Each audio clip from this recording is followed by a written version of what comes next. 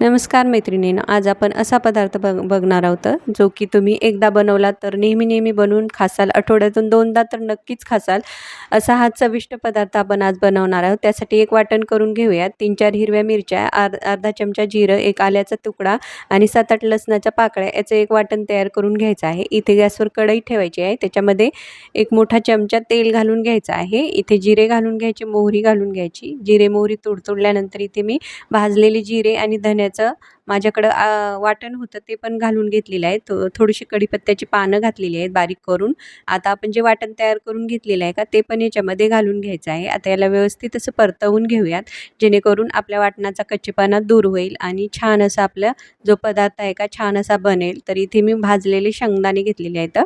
तर एक अर्धी मुठी मी इथे शेंगदाणे घेतलेले आहेत, ते पण याच्यामध्ये टाकून घ्यायचे. ते पण छान असे परतवून घ्यायचे. तर मसाले सुके याच्यामध्ये घालूयात. लाल तिखट, हळद पावडर, अर्धा चमचा लाल तिखट आणि पाव टीस्पून हळद पावडर घातलेली आहे, कारण आपण इथे हिरव्या मिरचीचा सुद्धा वापर केलेला आहे. अगदी पाव टीस्पून हिंग घातलेला आहे. आता इथे मी थोडेसे मटार घेतलेले आहेत. तर हे मटार मी थोडेसे उकळवून घेतले पाण्यामध्ये, ते घालून घ्यायचे आहेत. छान असे परतल्यानंतर इथे मी 4 बटाटे आहेत का ते असे उकडवून त्याचे सालटे काढून घेतलेले आहेत. तर तुम्ही इथे बारीक करून सुद्धा घालू शकता बटाटे, किंवा मी घातले तसे त्या पद्धतीने सुद्धा घालू शकता. आता आपण काय करूयात, याला व्यवस्थित एकदा परतवून घेऊयात, कारण आपल्याला हे मॅशरने मॅश करायचे आहे, तर त्यामुळे मी असे सगळाले घातलेले आहेत.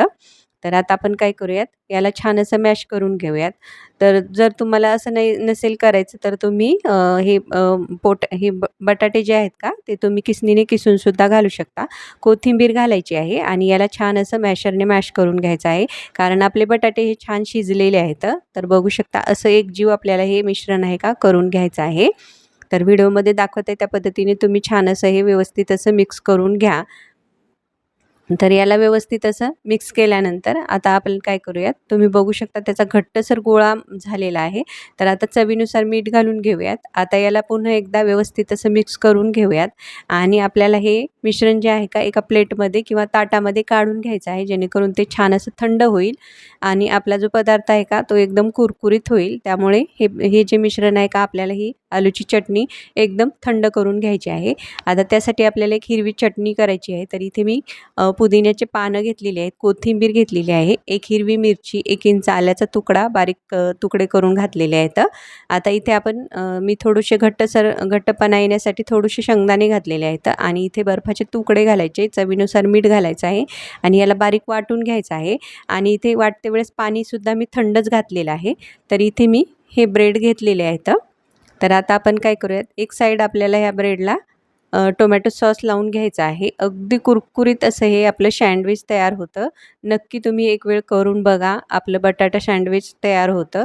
आता ही जी हिरवी चटणी आहे का ती पण अशी छान अशी पसरवून घ्यायची आहे एका ब्रेडच्या स्लाइसवर.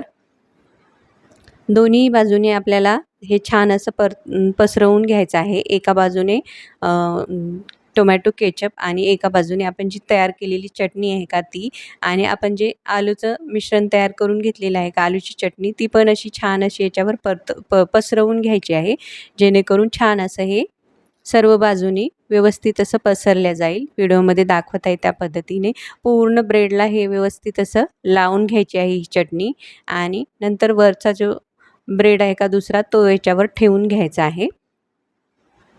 आता आपण आणखीन एक ह्या पद्धतीनेच तयार करून घेऊयात आणि एकदाच आपण दोन्ही पण भाजून घेऊयात, जेणेकरून आपल्याला भाजायला पण सोपं जाईल आणि आपले जे सँडविच आहेत का ते पण एकदम पटापट होतील. तर अगोदर दाखविलं त्या पद्धतीनेच मी अगोदर हिरवी चटणी आणि एका ब्रेडवर मी आपलं जे टोमॅटो सॉस आहे का तो लावून घेतलेला आहे. अगदी चविष्ट असा हा पदार्थ होतो. अगदी तुम्ही एकदा करून खाल्ला तर अगदी नेहमी करून खासाल. एकदम असं चवदार, एकदम चविष्ट असं हे सँडविच तयार होतं आणि आपण एखाद वेळेस खायला काहीच प्रॉब्लेम नाही. असं मुलांना डब्याला सुद्धा देऊ शकता. आता उन्हाळ्याच्या सुट्ट्या आहेत, तर काहीतरी मुलांना खावंसं वाटत नाही, तर ह्या पद्धतीने करून दिलं तर मुलं अगदी आवडीने खातील. तुम्ही ह्याच्यामध्ये कोणत्या भाज्या जर तुम्हाला वापरायच्या त्यासुद्धा वापरू शकता.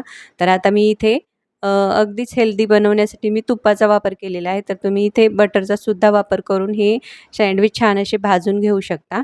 आता याला दोन्ही बाजूने आपल्याला खरपूस होईपर्यंत आपल्याला अगदी भाजून घ्यायचं आहे. अगदी छान पद्धतीने हे दोन्ही सँडविच आपल्याला अगदी कमी गॅसवर मी हे छान कुरकुरीत होईस्तोवर असे भाजून घेतलेले आहेत. तर बघू शकता एक खालच्या बाजूने छान असे भाजलेले आहेत. आता ते बाजू परतवून घेतलेली आहे. आता दुसऱ्याही बाजूने आपल्याला हेच अशाच पद्धतीने छान असं परतवून घ्यायचे आहेत. बघू शकता मस्त कुरकुरीत आपले हे सँडविच तयार आहेत. अगदी बटाटा सँडविच आपले हे तयार झालेले आहेत.